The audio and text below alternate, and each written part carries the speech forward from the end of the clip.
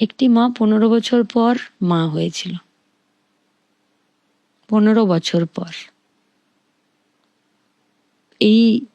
এটাই তো আবেগ গো পশ্চিমবঙ্গের। আমারও তো মা আছে, তোমারও তো মা আছে। একটা মায়ের কাছে তার সন্তানের এই দাঁড়িয়ে আছে, এই মেয়েটার বুক আর গলা ফেটে রক্ত পড়ছে ঝরঝরিয়ে। এই একটা মা গোটা ডেড বডিটা, বাচ্চা অসুস্থ হলে, বাচ্চার অপারেশন হলে মা তার মাথা থেকে গায়ে হাত বুলায়।